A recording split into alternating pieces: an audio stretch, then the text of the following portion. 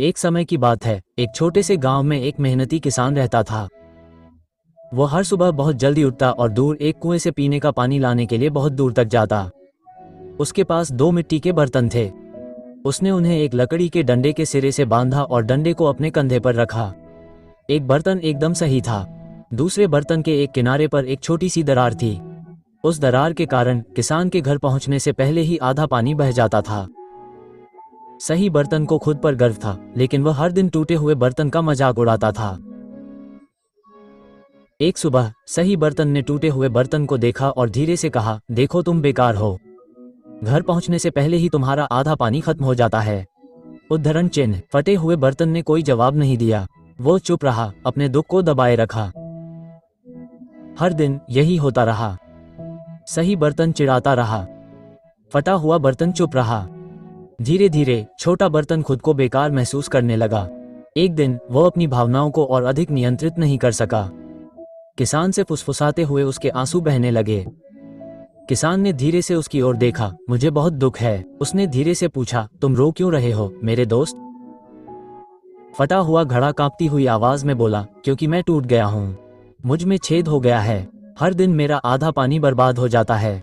मेरी वजह से तुम्हारी मेहनत बेकार हो जाती है। फिर भी तुम मुझे कभी नहीं डांटते। मुझे खुद पर शर्म आती है। कृपया मुझे माफ कर दो। उद्धरण चिन्ह। किसान ने प्यार से मुस्कुराते हुए कहा, अरे क्या इसी बात से तुम्हें दुख होता है? चिंता मत करो, कल मैं तुम्हें कुछ ऐसा दिखाऊंगा जिसके बाद तुम फिर कभी खुद को बेकार महसूस नहीं करोगे। उद्धरण चिन्ह। अगले दिन किसान हमेशा की तरह दोनों घड़े लेकर कुएं से पानी लेने चला गया। वापस आते समय उसने धीरे से कहा, आज मैं चाहता हूं कि तुम सड़क के किनारे ध्यान से देखो। फटा हुआ घड़ा नीचे देखने लगा। उसे आश्चर्य हुआ कि रास्ते के किनारे किनारे सुंदर फूल खिले हुए थे। लाल, पीले और गुलाबी फूल सुबह की हवा में हल्के से लहरा रहे थे। कई दिनों में पहली बार फटा हुआ घड़ा अपनी उदासी भूल गया। वो उस सुंदरता को निहारता और प्रसन्न होता। पर जब वो घर पहुंचा तो उसने देखा कि उसका आधा पानी फिर गया है। उसका हृदय बैठ गया। वो उन फूलों को देखकर भी दुखी मन से फुसफुसाया, मैंने फिर भी तुम्हें निराश किया। मैं अभी भी तुम्हारे लिए एक घड़ा भर पानी नहीं ला सका। उद्धरण चिन्ह। किसान ने गमले नीचे रखे, मुस्कुराया और धीरे से कहा, नहीं मेरे छोटे दोस्त, तुम अभी तक नहीं समझे। क्या तुमने कुछ गौर नहीं किया? फूल सड़क के उस पार सिर्फ तुम्हारी तरफ थे, दूसरे गमले के उस पार नहीं। उद्धरण चिन्ह। फटा हुआ गमला हैरानी से आंखें झपकाने लगा। क्यों? सिर्फ मेरी तरफ ही क्यों है? उसने धीरे से पूछा।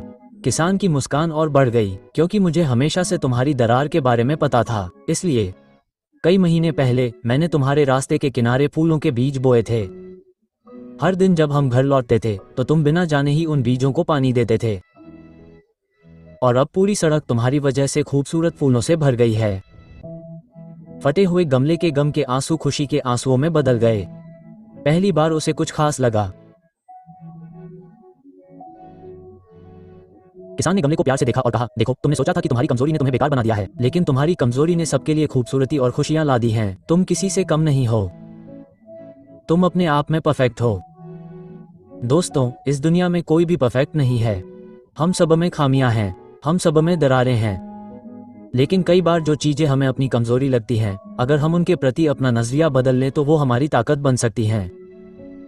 टूटे हुए हिस्से की तरह आपकी खामियां भी कुछ खूबसूरत बना सकती हैं।